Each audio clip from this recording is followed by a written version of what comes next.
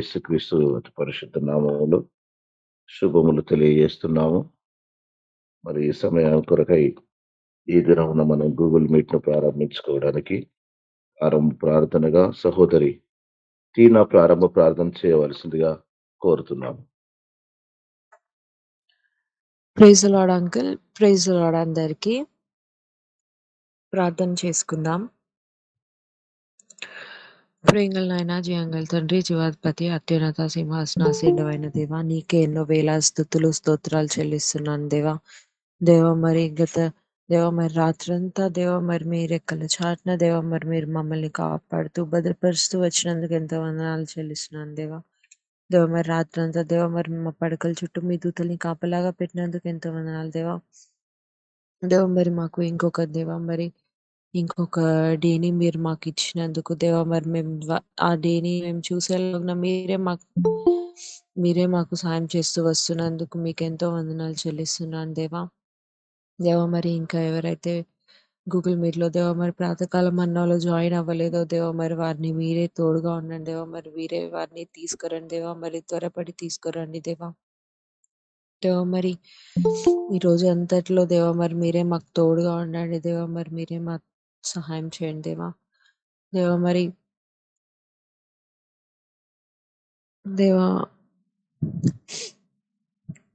మరి ఈరోజు మరి ప్రారంభ ప్రార్థనలో మరి మీరే నాకు తోడుగా ఉంటూ వస్తున్నందుకు మీకు ఎంతో వందనాలు మరి నేను ఎలా ప్రార్థన చేయాలో మరి మీరే నాకు తెలియజేస్తురండి మరి పాట పాడే వాళ్ళకు కూడా మరి మీరే తోడుగా ఉండండి, మీరే సాయం చేయండి మరి చక్కటి స్వరంతో మరి మిమ్మల్ని స్తుతిస్తూ మహిమపరుస్తూ కనపరిచేలాగున్న మరి మీరే వారికి సాయం చేయండి మరి అంకుల్ చెప్పే వాక్యంలో కూడా మరి మీరే అంకుల్ కి తోడుగా ఉండండి మరి అంకుల్ ద్వారా మరి మీరే మాతో మాట్లాడండి మరి ఆ వాక్యం ద్వారా మరి అది మా హృదయాల్లో నాటుకుపోయేలాగున్న మరి ఫలించేలాగున్న మరి మీరే తోడుగా ఉండండి, మీరే సహాయం చేయండి మరి ముగింపు ప్రార్థనలో కూడా మరి చేసేవారికి మీరే మరి ఏ అంశంలో మరి చేయాలో మీరే తెలియజేయండి మరి మీరే వారికి తోడుగా ఉండండి, సాయం చేయండి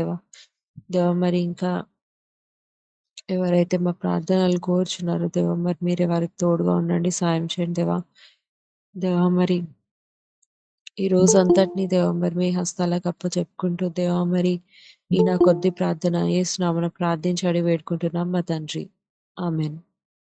థ్యాంక్ యూ అమ్మ. మంచి ప్రార్థన చేసి ఉదయకాలంలో మనసారి దేవుని ప్రార్థించినందుకు మీకు హృదయపూర్వక వందనాలు. నన్ను ఆరాధించేవారు ఆత్మతోను సత్యముతోను ఆరాధించేవారని దేవుని వాక్యం సెలవిస్తుంది. మన స్తుతుల మూలముగా ఆయన దినమున స్తుతి కీర్తన పాడవలసిందిగా సహోదరి ఓలీబా గారిని ఆహ్వానిస్తున్నాం. Praise lord brother, praise lord అందరికీ. థ్యాంక్ యూ పాస్టర్ గారు, thank you so much. And దేవునికి నేను కృతజ్ఞతాస్తుతులు స్తోత్రాలు చెల్లిస్తుంటున్నాను. ఈ ఉదయకాల సమయంన కుటుంబంతో నా ప్రభ మరి స్తుతించడానికి ఇంతటి గొప్ప సమయాన్ని అనుగ్రహించి ఉన్నారు.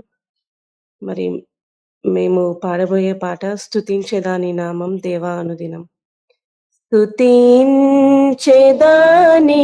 నామం దేవా అనుదినం, స్తుతించేదాని నామం దేవా అనుదినం.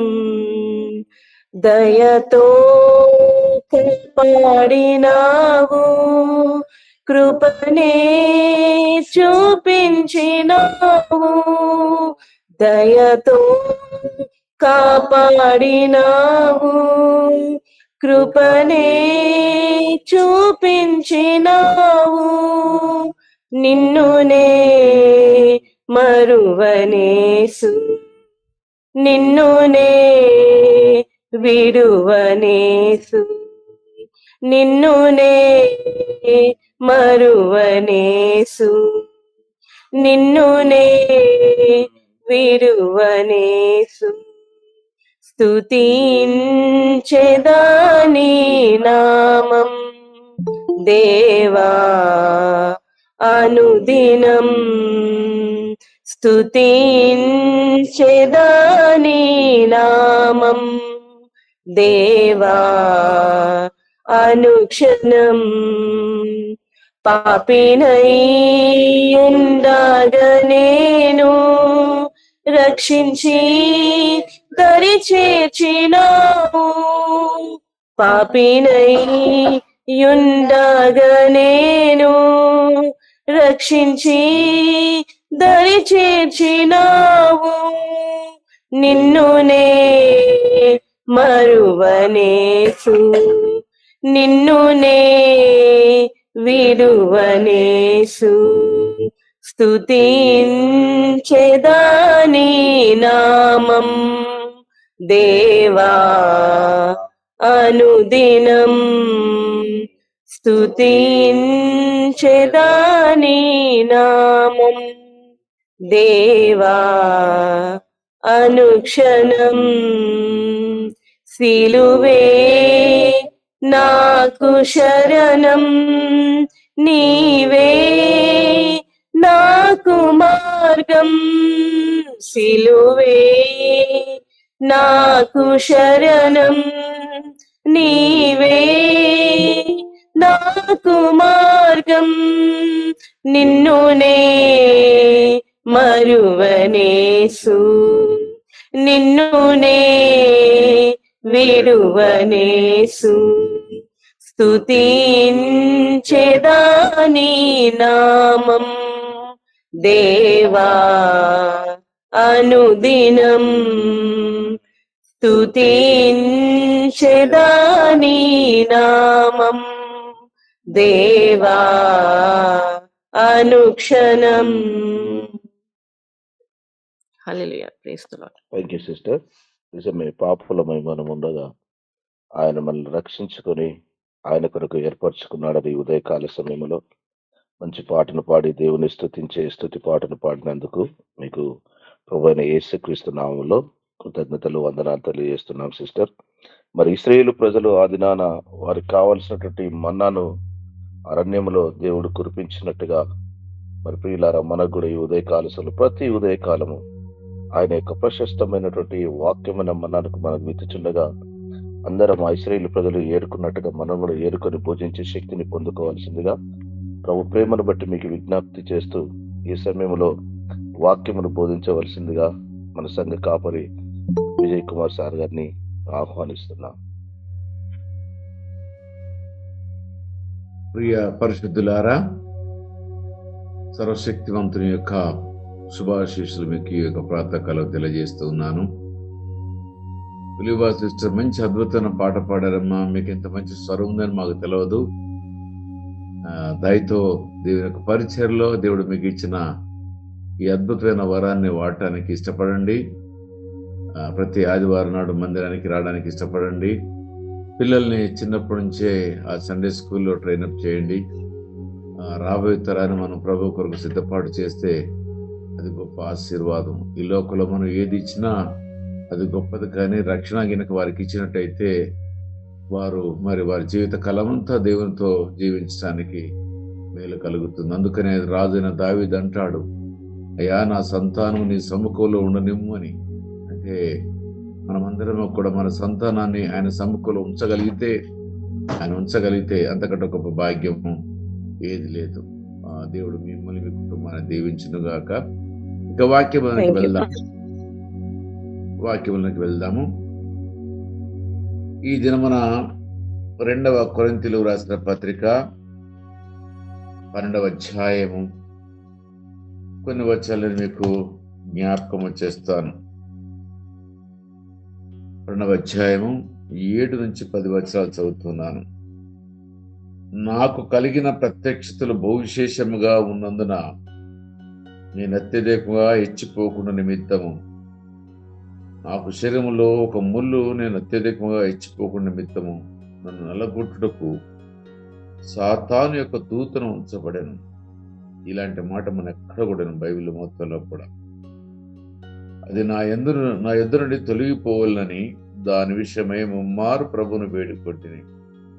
అందుకు నా కృప నీకు చాలును, బలహీనత యందు నా శక్తి పరిపూర్ణమవుతుందని ఆయన నాతో చెప్పాను.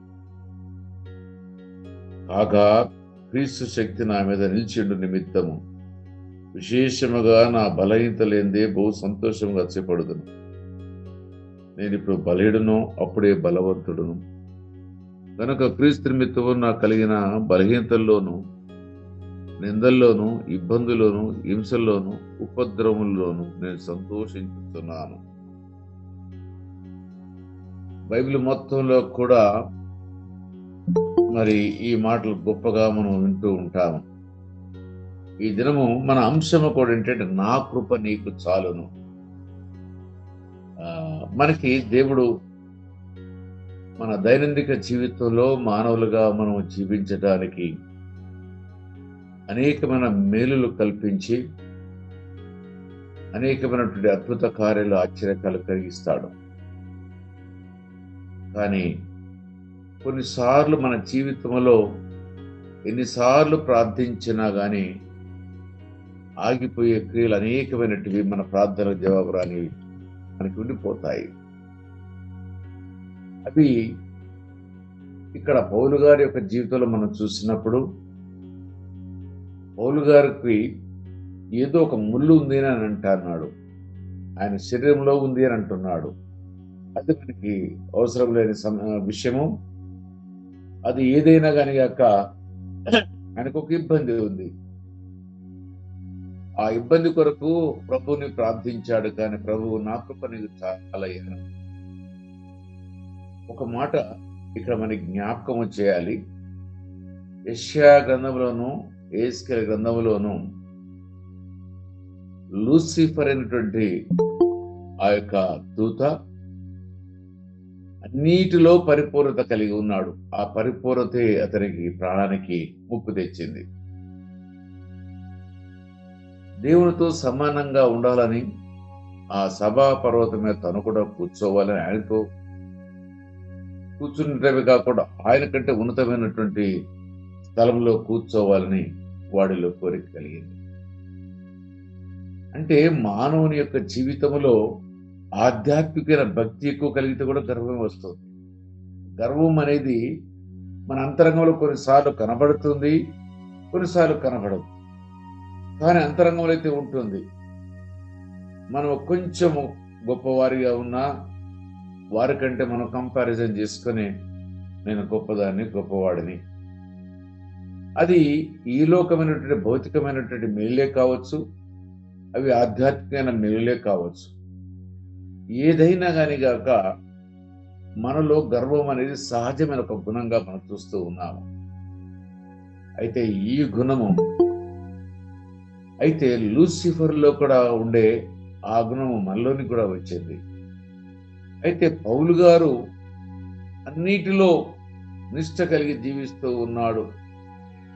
ఆయన జీవితం ఎట్లా ఉందంటే అసలు ఎవరూ కూడా ఆ రీతిగా అనుభవించినట్టుగా మనం ఎక్కడ కూడా మనం చూడము. ఆయన యొక్క జీవితాన్ని ఒకసారి నేను మీకు పరిచయం చేస్తాను. చూడండి, 11వ అధ్యాయము, 2వ కొరింథీయులకు రాసిన పత్రిక 11వ అధ్యాయము 24వ వచనం చదువుతున్న దయతో గమనించండి. యూదుల చేత 5 మారులు 1 తక్కువ 40 దెబ్బలు తింటారు. 5 times 39 దెబ్బలు తింటిని. ఎవరు కొట్టారు? యూదులే కొట్టారు.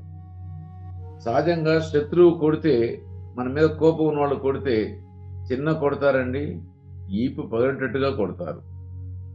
ఇదిగో యేసయ్య గారిని నాగడి చాళ్ల వలె 39 దెబ్బలతో ఆయన వీపుని దున్నారు. ఇక్కడ మనం చూసినట్టయితే యూదుల చేత 5 మార్లు 1 తక్కువ 40 దెబ్బలు తింటిని. 3 మారు బెత్తముతో కొట్టబడితిని, ఒకసారి రాళ్లతో కొట్టబడితిని. ఇలాంటి ప్రమాదాలు ఒకసారి గమనించండి. 3 మారు ఓడ పగిలి శ్రమ పడితిని 3 సార్లు. ఒక రాత్రింబౌళ్ళు సముద్రంలో గడిపితిని. బహుశా పడవ పగిలిపోయి ఉండవచ్చు. అనేక పర్యాయములు ప్రయాణములోను, నదుల వలనైనను, ఆపదల్లోను, దొంగల వలనైనను ఆపదల్లోను, నా స్వజనుల వలనైనను ఆపదల్లోను అన్యజనుల వల్లైన ఆపదల్లోను, పట్టణంలో ఆపదల్లోను, అరణ్యములో ఆపదల్లోను, సముద్రములో ఆపదల్లోను, కపట సముద్రంలో ఆపదలోను. చూసారా? అంటే ఆయన ఇంతగా ప్రభును ప్రకటించినా గాని గాక వారెవ్వరూ కూడా ప్రేమించేదానికంటే ద్వేషించేది ఎక్కువ మనం చూస్తున్నాము. ఆయన జీవితంలో సంతోషపడదానికంటే బాధపడదే ఎక్కువగా మనం చూస్తూ ఉన్నాము. ఆ రకంగా మరి 20 వచనం చూసిన ప్రయాసముతోనూ కష్టముతోనూ తరచుగా జాగరణములతోనూ నిద్ర లేక, మనం ఉదయకాలంలో ఇవ్వడానికి మనం ఇబ్బంది పడతాము, కానీ తరచుగా జాగరణములతోనూ రాత్రంతా మేలుకునే ఉన్నాడు. తరచు అంటే రిపీటెడ్లీ, అంటే అది కామన్ అయిపోయింది ఆయన జీవితం. తరచుగా అంటే ఇది ఎప్పుడు నాకు జరిగేదే అయ్యానని. అంటే ఆయన జీవితంలో తరచుగా నిద్రలు ఉండేటివి కాదు. రాత్రంతా పని చేసేవాడు, ఆ టెంట్ కుట్టేవాడు, పగలల్లా క్రీస్తుని ప్రకటించేవాడు. ఎక్కడ ఎవరైనా వింటానంటే వాళ్ళ దగ్గర పోయి చెప్పొచ్చేవాడు, కాలు నడక ఎక్కడికి పోయినా కానీ కాక. అయితే తరచుగా జాగరణలతోనూ ఆకలి దప్పులతోనూ తన శరీరాన్ని నలగొట్టుకున్నాడు. ఏది ఉన్నా ఏది లేకున్నా యేసు ఉంటే నాకు చాలు అన్న కాన్సెప్ట్ లో ఆకలి దప్పులతోనూ, తరచుగా ఉపవాసములతోనూ, చలితోనూ, దిగంబరత్వంతోనూ ఉంటుంది. ఇంకను చెప్పవలసి అనేకములు.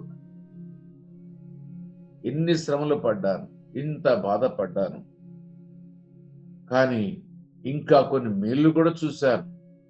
ఈ ఇన్ని శ్రమలు దేవుడు పెట్టిన దేవుడు అంతగా నన్ను సంతోషింపజేశాడని ఆ 12వ అధ్యాయంలో మనం చూస్తాము. చూడండి, 12వ అధ్యాయము 1వ వచనం నేను చదువుతున్నాను. 2వ కొరింథీయులకు రాసిన పత్రిక 12వ అధ్యాయము మరి 1వ వచనం చదువుతున్నాను. అతిశయపడటం నాకు తగదు, కానీ అతిశయపడవలసినది ప్రభు దర్శనములను గూర్చియు ప్రత్యక్షలను గూర్చి చెప్పెదను. అతిశయపడాలంటే అనేకమైన ఉన్నవి, అది నాకు తగదు. ఏమంటున్నాడు? ప్రభు దర్శనములను గూర్చి ప్రత్యక్షతలను గూర్చి చెప్పుదును. ఆయన దర్శనాలు ప్రత్యక్షతలు కూడా, ప్రభుతో ప్రత్యక్షతలు కూడా ఉన్నాయి. ఎంత గొప్ప అనుభూతి అంటే, ఎంత శ్రమ పడ్డాడో, ఎంత నలగొట్టబడ్డాడో క్రీస్తు ప్రభు వారి కొరకు. అంతగా దేవుడు తను ప్రేమించాడు. ఆయననే మాట ఇప్పుడు 1వ వచనంలో ఖాళీ మనం ఇక్కడే చూస్తున్నాము. దర్శనాలని ప్రత్యక్షతలు 2 మాటలతో ముగించాడు. కానీ 2వ వచనం మనం చూసినట్టయితే అద్భుతమైనటువంటి ఆశీర్వాదాన్ని కూడా పొందుకున్నాడు. క్రీస్తునందున్న ఒక మనిషిని నేను ఎరుగుదును, ఆయన గురించే మాట్లాడుతున్నాను. అతడు 14 సంవత్సరముల కిందట 3వ ఆకాశంలో కొనిపోబడెను. బ్రతికుండగా 3వ ఆకాశానికి, ఆకాశము తెరవబడటయు దేవుని సింహాసనం యెషయా చూశాడు. అదే రకంగా మొదట హతసాక్షి అయినటువంటి స్టెఫెను చూశాడు. మరి కొంతమంది భక్తులు చూశారు. కానీ ఈయన దర్శనం ఏమంటున్నాడంటే, కొనిపోబడ్డాడట. ఒక మనిషిని ఎరుగుతాడు. అతడు 14 సంవత్సరాల కిందట 3వ ఆకాశము కొనిపోబడింది. బ్రతికుండగా 3వ ఆకాశంలో ఎవరు ఉంటారు? క్రీస్తు ప్రభువారు ఉంటారు. మనమందరం కూడా ఎత్తబడితే వెళ్ళే స్థలం అదే. అంటే క్రీస్తు ప్రభువారు మానవుల కొరకు ఏమి నిర్దేశించి ఉన్నాడో, ఏమి చేయాలనుకున్నాడో మనం ప్రకటన గ్రంథంలో చూస్తాము. అక్కడ సూర్యుడు ఉండడు, చంద్రుడు ఉండడు, ఎండ వేడి ఉండదు, వర్షం ఉండదు, బాధ ఉండదు, నది ఉంటుంది అక్కడ. మరి అదే రకంగా జీవవృక్ష ఫలములు ఉంటాయి, మరి మరుగైన మన్నా ఉంటుంది, రకరకాలు ఎన్నో ఉన్నాయి. కిరీటాలు ఉన్నాయి, అక్కడ బంగారపు వీధులు ఉన్నాయి, అనేకమైనవి మనం వింటాము. వాటి గురించి మనం చెప్పుకోకపోతే అనేకమైనవి ఉన్నవి. అయితే అలాంటి ఆ అద్భుతమైనటువంటి 3వ ఆకాశానికి వెళ్ళాడట. ఇంతకుముందు వాక్యంలో కూడా మీకు చెప్పారు. మొదటి ఆకాశం అంటే ఈ విమానాలు, పక్షులు ఎగిరేది. రెండవ ఆకాశం అంటే ఆ సూర్యుడు, చంద్రుడు, నక్షత్రాలు ఉండగలిగేది. 3వ ఆకాశం అంటే 2వ ఆకాశానికి 3వ ఆకాశానికి మధ్యలో నీటి లాంటి ఒక పొర ఉంటుంది. అది ఆదికాండంలో మనం చూస్తాము. ఆ 1వ అధ్యాయంలోనే మనం ఆ మాట చూస్తాము. ఆయన కింది నీటిని పై నీటిని వేరు చేసినని, అంటే మనం ఎవ్వరం కూడా పోలేని స్థితిని అక్కడ కల్పించాడు. అక్కడ మూడవ ఆకాశంలో వెళ్ళాలి అంటే ఒక సముద్రం లాంటిది ఒక నీటితో నింపబడి ఉంటుంది. అది మూడవ ఆకాశం. అలాంటి మూడవ ఆకాశం ఎంతో పవిత్రమైనది, పరిశుద్ధమైనటువంటిది. అది ఇంకా నీవు నేను ఎవరము కూడా వెళ్ళలేని స్థితి. మనకు ప్రత్యక్షతలే లేవు, మనకి దర్శనాలు కూడా లేవు చాలా మంది యొక్క జీవితాల్లో. కానీ ఈయన యొక్క జీవితాన్ని మనం చూసినట్టయితే ప్రత్యక్షతలు ఉన్నాయట, దర్శనాలు కూడా. ఆయన ఎన్నోసార్లు యేసుక్రీస్తు ప్రభువు ప్రత్యక్షత పరచబడ్డాడు. ఎన్నో దర్శనాల్లో ఆయన మాట్లాడాడు ఆయనతోటి. ఒక దర్శనంలో మనకు వస్తేనే మనం ఎంతో సంతోషిస్తాము, ఆనందిస్తాము. కానీ మరి పౌలు గారి గురించి మాట్లాడుతుంటున్నాడు, క్రీస్తునందున్న ఒక మనుషుని నేను ఎరుగుదును, అతడు 14 సంవత్సరాల కిందట మూడవ ఆకాశము కొనుపోబడను, అతడు శరీరంతో కొనుపోబడను నేను ఎరగను, శరీరము లేక కొనుపోబడను నేను ఎరగను, అది దేవునికే తెలియను, అట్టి మనుషుని ఎరుగదు. అతడు పరదేశంలోని కొనుపోబడి, ఇక్కడ పేరట పరదేశంలోనికి కొనుపోబడ్డాడట. ఇంత గొప్ప భాగ్యం. అతను ఇన్ని పత్రికలు రాయడానికి, ఇంతగా క్రైస్తవత్వాన్ని వ్యాప్తి చేయడానికి, అదే రకంగా క్రైస్తవుని యొక్క జీవిత విధి విధానాలను రాయడానికి దేవుని యొక్క ప్రత్యక్షతలు అవసరం వచ్చింది, దేవుని యొక్క దర్శనాలు అవసరత వచ్చింది. అంతేకాదు మూడవ ఆకాశానికి కొనిపోబడ్డానని చెప్పాడు. దినకరన్ బ్రదర్ మరి ఆయన టెస్ట్ మనలో ఒకసారి చెప్పాడు, నేను అనేక పర్యాయములు మూడో ఆకాశంలో కొనిపోబడి తినానని. బెనహిన్ స్టిల్ ఈజ్ అలైవ్. బెనహిన్ అనే ప్రవక్త కూడా నేను అనేక పర్యాయాలు నేను మూడవ ఆకాశంలో కొనిపోయి యేసయ్యతో మాట్లాడి వచ్చానని అన్నాడు. చాలా మంది ఇట్లా క్లెయిమ్ చేశారు. మరి అది ఎంతవరకు మనకి నిజమో కాదో మనకి తెలియదు. కానీ ఇక్కడ మట్టికి పౌలు గారు మట్టికి ఇక్కడ ఆయన గ్రంథస్థం చేసి మనకి జ్ఞాపకం చేస్తూ ఉన్నాడు. ఆయన మాటల్లో నేను పరదేశంలోనికి కొనుపోబడి వశింప శక్యము కాని మాటలు విన్నాను. వశింప అంటే ఇక ఆలోచించేంతగా అనేకమైన మాటలు నేను విన్నాను, చెప్పలేరని అనేకమైన సంగతులు నేను విన్నాను.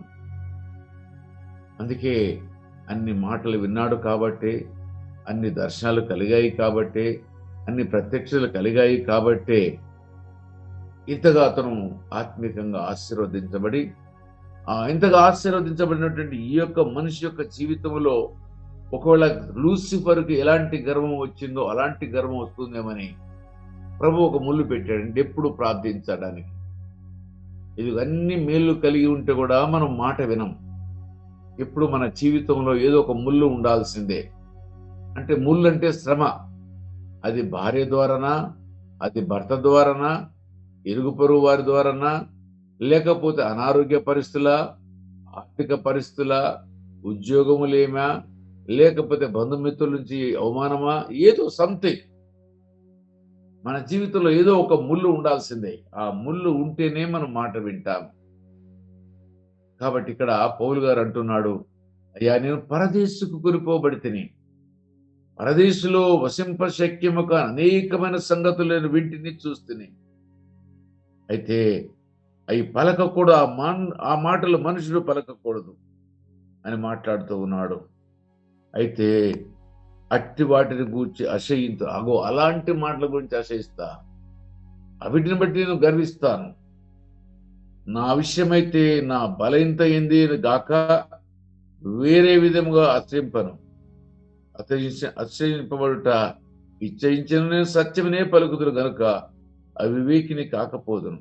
కానీ నా యందు ఎవడైనా చూసిన దానికన్నాను, నా వల్ల విని దానికన్నా నన్ను ఎక్కువగా ఘనముగా ఎంచుడమని అసహించడం మానుకుంటున్నాను.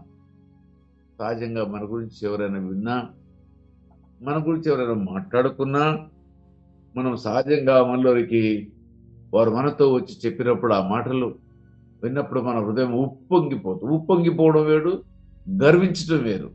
ఉప్పొంగడం అంటే దేవానికి స్తోత్రం, నన్ను ఇంతగానో వాడుకుంటున్నావు అని దేవుని స్తుతి చెల్లించటము. ఆ దేవునికి స్తుతి చెల్లించకుండా ఆహా నేను ఇంతటి వాడరా, నేను ఇంతటి దానన్నా అని గిరకు అనుకుంటే అది గర్వం పతనానికి సాదృశ్యం. దేవుడు మనకిచ్చిన ఈ తలాంతులు, దేవుడు మనకిచ్చిన ఆత్మీయ ప్రత్యక్షతలు, దేవుడు మనకిచ్చినటువంటి దర్శనములు, వీటిని మనము చూసి దేవాలను ఇంతగా వాడుకుంటానని గర్వించాలి. కానీ ఎవరో మన గురించి మాట్లాడడం, దానివల్ల చూసి మనం గర్వించడము, ఇది మనకి మంచిది కాదని ఇక్కడ తెలియజేస్తూ ఉన్నాడు. కాబట్టి అయినను కూడా నేను సత్యాన్నే పలుకుతానంటున్నాడు. ఇదిగో మనమందరము కూడా ఈ ప్రాతకాల సమయం లోపల దేవుడు ఒకవేళ తీయబడినటువంటి ముళ్ళుని నీ యొక్క శరీరంలో పెట్టి ఉన్నాడేమో, అది నీ భర్తే కావచ్చు, నీ భార్య కావచ్చు, మరి ఏదైనా కావచ్చు. ఆ ముళ్ళు మన జీవితం లోపల అది మేలు కొరకే కానీ అది కీడు కొరకు కాదని ఇక్కడ పౌలు గారికి జీవితాన్ని బట్టి మనకు అర్థమవుతుంది. కాబట్టి కొన్ని బాధలు మనం ప్రార్థించిన ప్రభు వాటి నుంచి మనకి విముక్తి కల్పించడం, దాన్ని మనం అనుభవించాల్సిందే మన జీవితకాలం అంతా కూడా. కాబట్టి ఈ యొక్క మాటతో ఆయన గొప్పగా మాట్లాడుతున్నాడు. అయితే ఇప్పుడు చూద్దాము చూడండి, 7వ వచనం చూద్దాము చూడండి. నాకు కలిగిన ప్రత్యక్షతలు బహువిశేషముగా ఉన్నందున ఏమంటున్నా ఆయనకైనా మళ్ళీ చెప్తున్నాడు. ఎంత బాధపడ్డాడో 11వ అధ్యాయం 23 నుంచి 27 వచనం దాకా మనం చదివాం. ఆయన శ్రమలు పడ్డవి, దిగంబరిగా బట్టలు లేక ఉండిపోయాడట, చలిలో మిగిలిపోయాడట. ఆయన నిద్ర లేకపోవడం అనేది అదొక కామన్ అయిపోయిందట. మరి 5 సార్లు ఒకటి తక్కువ 40 దెబ్బలు తిన్నాడట, శరసాల్లో వేయబడ్డాడట, పడవలు పగిలిపోయాయట. ఈ రకరకాలైన హింసలు ఆయన అనుభవించినా కానీ గాక ఏమంటున్నాడు ఇక్కడ చూడవచ్చు. నాకు కలిగిన ప్రత్యక్షత బహువిశేషముగా ఉన్నందున నేను అత్యధికముగా హెచ్చిపోకుండా నిమిత్తం నా శరీరంలో ఒక ముళ్ళు హెచ్చించడం అంటే సహజంగా హెచ్చించుకోవడం సహజమైన గుణం అని ఇందాక నేను మాట్లాడాను కదా. అయితే మనకు కలిగిన ప్రత్యక్షలను బట్టో లేకపోతే మనకు కలిగినటువంటి ఈ లోక జ్ఞానమును బట్టో మరిదేన్నో బట్టి మనకి ఒకవేళ కనుక గర్వించినట్లయితే ఆ గర్వం వస్తుంది. అది మంచిది కాదని దేవుడు ప్రతి వారికి వారి యొక్క జీవితంలో ఒక ములులా అంటే ఒక సమస్య, ముళ్ళు ఇన్ ది సెన్స్ ఒక సమస్యను ఆయన మన ఎదుట పెట్టాడు. ఈ సమస్య మనకి జీవితకాలం అంతా ఉంటుంది. మనం జీవితకాలం అంతా మనం ప్రార్థిస్తూనే ఉంటాము. ఇక్కడ పౌలు గారు ప్రార్థించాడు. కానీ ప్రభు చివరికి ఒకటే మాట అన్నాడు, నా కృప నీకు చాలు, అది ఉండాల్సిందే, ఆ ముళ్ళు నీలో ఉండాల్సిందే అని మాట్లాడి మనం చూస్తున్నాం. హెచ్చిపోకుండా నిమిత్తము నాకు శరీరంలో ఒక ముళ్ళు, నేను అత్యధికంగా హెచ్చిపోకుండా నిమిత్తము నన్ను నలగగొట్టుటకు సాతాను యొక్క దూతను ఉంచాను. సాతాను దూతను పెట్టాడు. ఇదేంది? ఇంత భక్తి కలిగినటువంటి పౌలు గారి జీవితంలో సాతాను దూతనే పెట్టాడట. మనము గర్వించకూడదని, మనం ఎంతగా ఎదిగినా తగ్గించుకొని ఒదిగి బతకాలని దేవుడు మనకి తెలియజేస్తూ ఉన్నాడు. ఈ దినదినము మనం అందరం కూడా ఇటు ప్రాతకాలము అటు సాయంకాలము కూడా 8 గంటల నుంచి 9 గంటల వరకు మనం ఆత్మీయంగా ఎదగడానికి లేక ఆత్మీయంగా బలపరచబడ్డానికి ఒకరితో ఒకరు మనమందరము కలిసి దేవునితో అనుసంధానము కావడానికి దేవుడు కల్పించిన ఈ యొక్క భాగ్యము మన అనుభూతిని పొందుకుంటూ మనలో ఏదైనా కానీ పొరపాటున గర్వము రాకుండా, నన్ను దేవుడు గొప్పగా వాడుకుంటాను అనే గర్వం మనలోనికి రాకుండా మనమందరం కూడా ఎక్కడికక్కడ తగ్గించుకొని మనం నలగొట్టుకోవాలి. పౌలు గారిని దేవుడు ఒక పక్కన నలగొడుతూ ఉన్నాడు, మరొక పక్క దర్శనాలు ఇస్తా ఉన్నాడు. ఒక పక్కన నలగొడుతున్నాడు, మరొక పక్కన ప్రత్యక్షతలు ఇస్తూ ఉన్నాడు. ఒక పక్కన నలగొడుతున్నాడు, మరొక పక్కన 3వ ఆకాశానికి పరదేశకు తీసుకుని వెళ్తూ ఉన్నాడు. అంటే శ్రమలో ఏముంది? మేలు ఉంది. శ్రమలో ఏముంది? ప్రత్యక్షత ఉంది. శ్రమలో ఏముంది? దర్శనాలు ఉన్నాయి. శ్రమలో ఏముంది? పరదేశం ఉంది.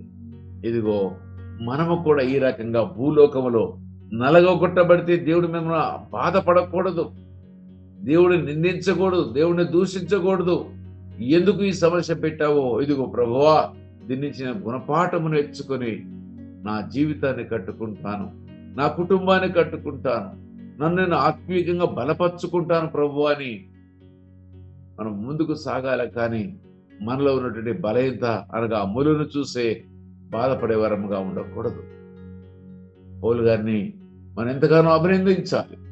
ఈనాడు నీవు నేను మనమందరం కూడా ఆయనకు ప్రత్యక్షత లేకపోతే, ఆయనకి గినక దర్శనాలు గినక లేకపోతే, ఆయన గినక మూడో ఆకాశానికి పోయి చూసి రాకపోతే ఈ విషయాలన్నీ కూడా మనకి గ్రంథస్థంగా ఉండేటివి కాదు. అందుకనే ప్రభు మరి మనం చూసినట్టయితే ఆయనని బహు ప్రావీణ్యత పొందిన వాడు, గమ్మేలు పాదాల చెంత ఆయన యొక్క యూనివర్సిటీలో చదువుకున్నవాడు, అదే రకంగా యూదా మత గ్రంథాల గురించి పరిపూర్ణమైనటువంటి ఆ సంపూర్ణమైనటువంటి అవగాహన కలిగిన వాడు. అందుకే వీటి మీద అవగాహన ఉంది కాబట్టి ప్రభు తను ఏర్పాటు చేసుకున్నాడు. ప్రభుని హింసించినా కానీ ప్రభు ప్రేమించి క్షమించి ఆయన వాడుకోవడానికి ఇష్టపడ్డాడు.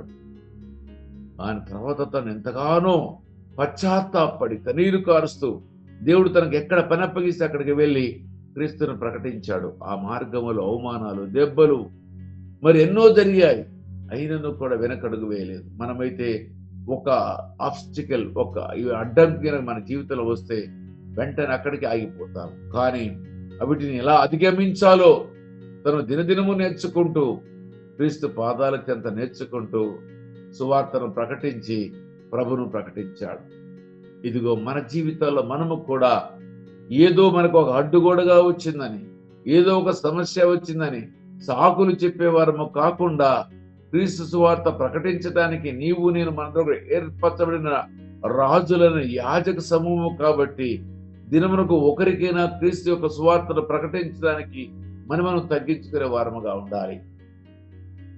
మనం ఉద్యోగం చేస్తూ ఉన్నామంటే అందరు గౌరవిస్తారు, కానీ నువ్వు సువార్త సేవ చేస్తున్నావంటే అవమానించేవారు ఉంటారు, అనుమానించేవారు ఉంటారు, విభేదించేవారు ఉంటారు. మరి అంతేకాదు, అవసరం వస్తే నేను కొట్టి చంపడానికి కూడా సిద్ధపడతారు. ఆయన వెనుకంజ వేయకూడదు. మనమందరం కూడా క్రీస్తు కొరకు ఈ లోకంలో జీవించే వారముగా, ఆయన ప్రజలుగా మనం ఉన్నప్పుడు ఆయన మన జీవితంలో ఏది ఆయన పర్మిట్ చేసినా దాన్ని కాదనకుండా దాన్ని స్వీకరించే మనసు కావాలి.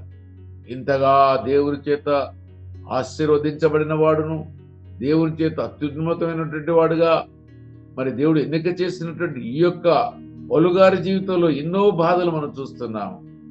మనం ఒక్క బాధకే మనం భయపడిపోతున్నాం, ఒక్కదాని కొరకే మనం ఇబ్బంది పడిపోతున్నాం. ఒకసారి మనం ఆలోచించాలి, క్రీస్తు కొరకు మనం ఏమి త్యాగం చేస్తున్నాం? క్రీస్తు పేరుని పెట్టుకుని మనం బయట బ్రతకలేకపోతున్నాం. ఇంట్లో ఒక పేరు, స్కూల్లో ఒక పేరు, చర్చిలో ఒక పేరు, ఎక్కడ ఉంటే అక్కడ ఆ పేర్లు పెట్టుకుని బ్రతుకుతున్నాము. ఇదిగో యేసయ్య కొరకు ఎంత త్యాగము చేశాడో, యేసయ్య కొరకు తన జీవితాన్ని ఏ రకంగా సాక్రిఫైస్ చేశాడో ఒకసారి మనం గమనించాలి. మనం దేవుని కొరకు ఏమి త్యాగం చేయగలుగుతున్నాం, ఏమి త్యాగం చేయలేకపోతున్నాం, ఒక సమయం కూడా ఇవ్వలేకపోతున్నాం. ఒక మాటలో చెప్పాలంటే ఉదయకాలం 1 గంట లేవడానికి మనం బాధపడుతున్నాం. కానీ ఆయన అయితే తరచుగా జాగరణములతోనూ, ఆకలి దప్పులతోనూ, తరచుగా ఉపవాసముతోనూ, చలితోనూ, దిగంబరతముతోనూ ఉంటుంది. మనమైతే ఇన్ని బాధలు ఉంటే అసలు ఒక అడుగు కూడా ముందుకు వేయలేము. దేవుడు మనకి అన్ని రకాలుగా ఆశీర్వదించాడు. ఆర్థికంగా, కుటుంబ పరంగా, ఉద్యోగ పరంగా, మరింతే రకంగా ఎండ వాన తగలకుండా మనకి ఇళ్ళు కూడా ఇచ్చాడు దేవుడు. ఇన్ని మేలులు చేస్తే ఇగో ఎంతమంది వస్తున్నాం ఒక్కసారి చూడండి. ఈ గూగుల్ మీట్కి రావడానికి ఎంతమంది సాహసించి, ఎంతమంది తమ యొక్క నిద్ర త్యాగము చేసి క్రీస్తు కొరకు ఒక అడుగుని ముందుకు వేస్తున్నారు. ఒకసారి ఆలోచించండి. మనమందరం కూడా ఒకసారి ఆలోచించి జాగ్రత్త పడాలి. మనకు కూడా మనందరి జీవితాల్లో కూడా దేవుడు అంటున్నాడు, నా కృప నీకు చాలు, నా కృప నీకు చాలయ్యా అంటున్నాడు. ఒకవేళ కనుక ఏదైనా వెళ్తేగా ఉంటే దేవుని మీద బాధపడకుండా మనం ప్రార్థనాపూర్వకంగా ముందుకు సాగుదాము. దేవుడు ఈ మాటల్ని మనందరి యొక్క ఆత్మీయ మేలు కొరకు ఆశీర్వదించను గాక. గూగుల్ మీట్కి వచ్చిన మీ అందరికీ కూడా పేరు పేరున మరొకసారి శుభం తెలియజేస్తూ ముగిస్తున్నాను. Thank you one and all. Thank you very much sir. పౌలుకి ఇచ్చినటువంటి కృప మాకు దేవుడి దినం ఇస్తున్నాడని, వాక్యం ద్వారా మీరు బలపరచబడి దేవుని వాక్యమును మాకు బోధించినందుకు నిండు మనసుతో మీకు వందనాలు చెల్లిస్తున్నాం. మరి ఈ సమయంలో ఈ దినమునకై ఏర్పాటు చేయబడినటువంటి క్యాలెండర్ వాక్యమును సహోదరుడు ఓ భాస్కర్ గారు చదివి వినిపించవాలని కోరుతున్నాం. ప్రైజ్ ది లార్డ్ అండి అందరికీ. ఈ దిన వాక్యము సార్ కీర్తనలు 5వ అధ్యాయము 7వ వచనం. నేనైతే నీ కృపాతిశయమును బట్టి నీ మందిరములో ప్రవేశించెదను, నీ ఎడల భయభక్తులు కలిగి నీ పరిశుద్ధాలయము దిక్కు చూచి నమస్కరించెదను. థ్యాంక్ యూ అండి. Psalm 5, 7th verse. But as for me, I will come into your house in the multitude of your mercy. In fear of you, I will worship toward your holy temple. Thank you. Thank you.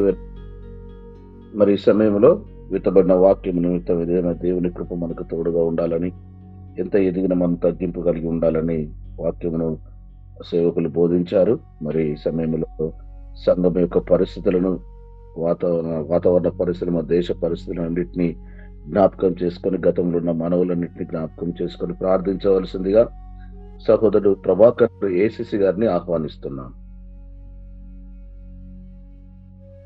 అన్న ఏమైనా prayer request ఉంటే చెప్పగలరు దయచేసి.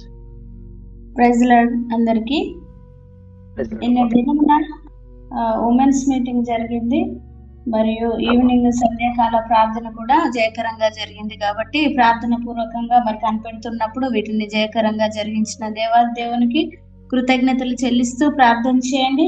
అలాగనే sister కీర్తన delivery date మరి ఈ నెల 17వ తారీఖున ఇచ్చారు గనక మరి సర్జరీ ప్లానింగ్ లో ఉంటుండగా మరి వారి కొరకు, ఆమె సిద్ధపాటు కొరకు ప్రార్థన చేయండి. తల్లి బిడ్డ క్షేమం కొరకును, అలాగనే మన ఇజ్రాయెల్ దేశం కొరకును, మన రాష్ట్రము అధికారుల కొరకును, పాలకుల కొరకును, మన యొక్క పట్టణ పరిస్థితుల కొరకును ప్రార్థన చేయవలసిందిగా మనవి. ఇంకా అనారోగ్యంతో ఉన్నటువంటి ప్రతి ఒక్కరిని ఈ రోజున సీజనల్ గా డిసీజెస్ తో బాధపడుతున్న వారి కొరకు చేయండి.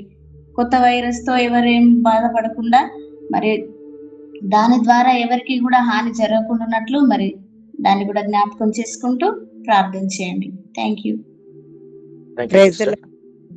సమయాన్ని గమనించండి బ్రదర్, సమయం అవుతుంది. మా చెల్లి వాళ్ళ పిల్లలిద్దరు మెర్విన్, మిల్టీ మోషన్స్ వామిటింగ్స్ తో బాధపడుతున్నారు. వారి కొరకు ప్రార్థన చేయండి. టీనా, ట్రిన్సీ ఇద్దరు కూడా ఇవాళ ప్రయాణం చేసి హైదరాబాద్ వెళ్తారు టెట్ ఎగ్జామ్ రాయడానికి. వాళ్ళ ప్రయాణం కొరకు, ఎగ్జామ్ కొరకు ప్రార్థన చేయండి. ఓకే,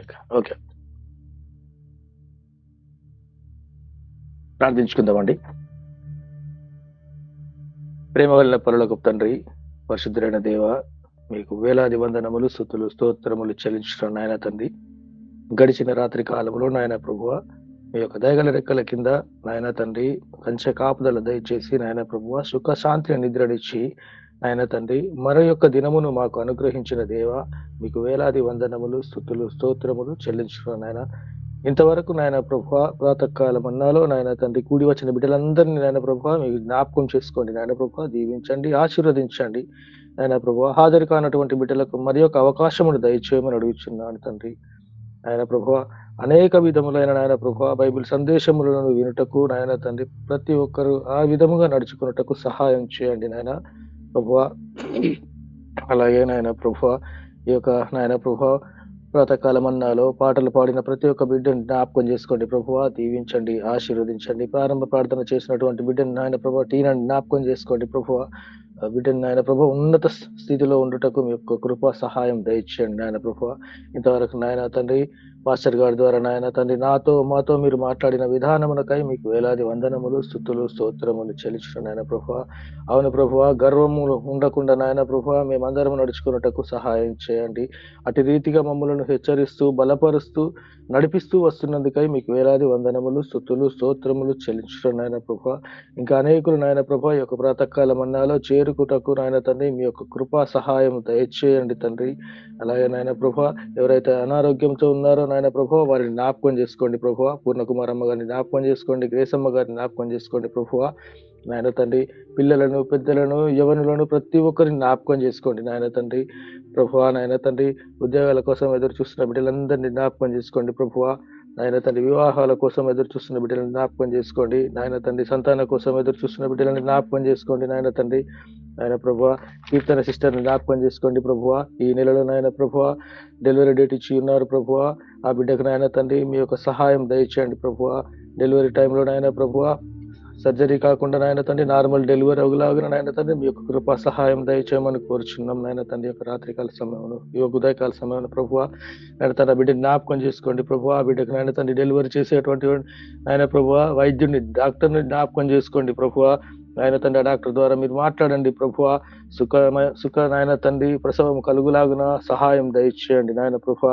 అలాగే టీనా ట్రిన్సీ బిడ్డలు నాయన ప్రభు టెట్ ఎగ్జామ్ నిమిత్తమై నాయన తండ్రి హైదరాబాద్ వెళ్ళుచుండగా నాయన ప్రభు ప్రయాణం అంతట్లో తోడుగా ఉండండి ప్రభు. ఎగ్జామ్ రాయటంలో నాయన తండ్రి ప్రతి ఒక్కటి ఏది కూడా నాయన తండ్రి మర్చిపోకుండా నాయన తండ్రి సొలొమోనుకి ఇచ్చినటువంటి జ్ఞానము చేత వారిని అభిషేకించండి. ఆ ఎగ్జామ్ లో మీకు కృపా సహాయమును దయచేయండి ప్రభు. అలాగే నాయన తండ్రి ఫిబ్రవరి నెలలో జరగబోయే నాయన తండ్రి హోలీ కాన్వకేషన్ మీటింగ్ గురించి జ్ఞాపకం చేసుకున్నాం ప్రభువ. 27, 28 మరియు మార్చి 1వ తారీఖు తేదీన నాయన ప్రభువ ఆయన తండ్రి జరగబోయే మీటింగ్స్ కొరకు జ్ఞాపకం చేసుకుంటున్నాం ప్రభువ. అటు మీటింగ్స్ లో కావాల్సినటువంటి అన్ని సమకూర్చుటకు నాయన తండ్రి మీ యొక్క సహాయాన్ని కోరుచున్నాం ప్రభువ. ఎవరైతే నాయన తండ్రి ముందుకు రావాలని ఆశపడుచున్నారో నాయన తండ్రి వారిని ప్రోత్సహించండి ప్రభువ. ఎవరు వెనుకకు వెళ్లకుండా నీ యొక్క నాయన తండ్రి రాజ్య సువార్త నిమిత్తం నాయన ప్రభు వాడబడుటకు ప్రతి ఒక్కరికి సహాయం చేయండి నాయన తండ్రి. ఆయన ప్రభు వచ్చేటువంటి నాయన తండ్రి స్పీకర్ గురించి జ్ఞాపకం చేసుకున్నాం ప్రభువ. స్పీకర్ ను సిద్ధపరచండి ప్రభువ. వారి ప్రయాణంలో తోడుగా ఉండండి నాయన ప్రభువ. అటు మీటింగ్లకు నాయన తండ్రి వాతావరణమును మీ అధీనంలో ఉంచుకోండి ప్రభువ. ఏది కొరత లేకుండా నాయన ప్రభువ సమృద్ధిగా ఉండుటకు సహాయం చేయండి నాయన తండ్రి. మౌంట్ సినాయి సంఘ సరిహద్దును విశాలపరచండి ప్రభువ. మరి ముఖ్యంగా నాయన తండ్రి మౌంట్ సినాయి సంఘమునకు నాయన తండ్రి సొంత నాయన తండ్రి మందిరము నిర్మించుకున్నటకు స్థలమును నాయన ప్రభువ మీరు సిద్ధపరచుమని ఒక ఉదయకాల సమయం అడుగుచున్నాను తండ్రి. అలాగే నాయన ప్రభువ మా యొక్క గ్రామం కొరకు మా యొక్క పట్టణం కొరకు నాయన తండ్రి జ్ఞాపకం చేసుకుంటున్నాం తండ్రి. నాయన ప్రభువ మా యొక్క రాష్ట్రం కొరకు నాయన తండ్రి మా యొక్క దేశం ప్రపంచంలో ఉన్నటువంటి నాయన ప్రభువ నీ యొక్క బిడ్డలందరినీ బట్టి జ్ఞాపకం చేసుకుంటున్నాను నాయన తండ్రి. మీరు ప్రభువ మీరు చూపిస్తున్న కృపకై మీకు వేలాది వందనములు తండ్రి. నాయన ప్రభువ మీ యొక్క సువార్తలు నాయన తండ్రి మీ సువార్తను ప్రకటించుటకు నాయన తండ్రి వెనుకడుగు వేయకుండా నాయన తండ్రి గర్వముతో ఉండకుండా నాయన తండ్రి అతిశయపడకుండా నాయన తండ్రి నీ యందు మేము తగ్గించుకొని నాయన తండ్రి నీ యొక్క రాజ సువార్తను ప్రకటించు వారమై ఇండుటకు మీ యొక్క సహాయమును దయచేయండి అని అడుగుచున్నాం తండ్రి. ఈ యొక్క ఉదయకాల సమయమైన ప్రభువ మరి ముఖ్యంగా జ్ఞాపకం చేసుకోండి తండ్రి. ఈ యొక్క సీజన్ లో నాయన తండ్రి అనారోగ్యాలతో బాధపడుతున్నటువంటి బిడ్డలను జ్ఞాపకం చేసుకోండి ప్రభువ. ముట్టండి స్వస్థపరచండి నాయన తండ్రి. ఎవరు కూడా నాయన తండ్రి ఈ యొక్క వైరస్ ద్వారా నాయన తండ్రి వైరస్ బారిన పడకుండా సోకకుండా నాయన తండ్రి మీ యొక్క సహాయం దయచేయండి నాయన ప్రభువ. ఈ యొక్క ఉదయకాల సమయమైన ప్రభువ మరి ముఖ్యంగా నాయన తండ్రి నిన్నటి దినమున జరిగినటువంటి నాయన ప్రభువ సంధ్యాకాల ప్రార్థన ప్రారంభంలో నాయన తండ్రి మీరు ఆశీర్వాదకరముగా జయకరముగా మహిమకరముగా జరిగించుకున్నందుకే మీకు వేలాది వందనములు స్తుతులు స్తోత్రములు ప్రభువ. అదే రీతిగా నాయన తండ్రి ఈ రోజు కూడా సంధ్యాకాల ప్రార్థనలో నాయన తండ్రి ప్రతి ఒక్క కుటుంబం పాల్గొనే రీతిగా సహాయం దయచేయండి. ఈ యొక్క నాయన తండ్రి దినమును మాకు అనుగ్రహించినందుకై మీకు వేలాది వందనములు స్తుతులు స్తోత్రములు చెల్లించిన నాయన ప్రభువ. ఈ యొక్క ఉదయకాల సమయమైన ఈ యొక్క ప్రార్థించుటకు నాకు అవకాశం ఇచ్చినందుకై మీకు వేలాది వందనములు స్తుతులు స్తోత్రములు చెల్లించుకుంటూ నజరేయుడైన యేసు నామమున ప్రార్థించి అడిగి వేడుకొనుచున్నాను తండ్రి. ఆమేన్. Thank you brother. మరి సమయంలో ముగింపు ప్రార్థన ఆశీర్వాదం ఇవ్వవలసిందిగా దైవ సేవకులను కోరుతున్నాం. సర్వశక్తివంతుడమైన దేవ మీకే స్తుతి స్తోత్రము చెల్లిస్తున్నాము.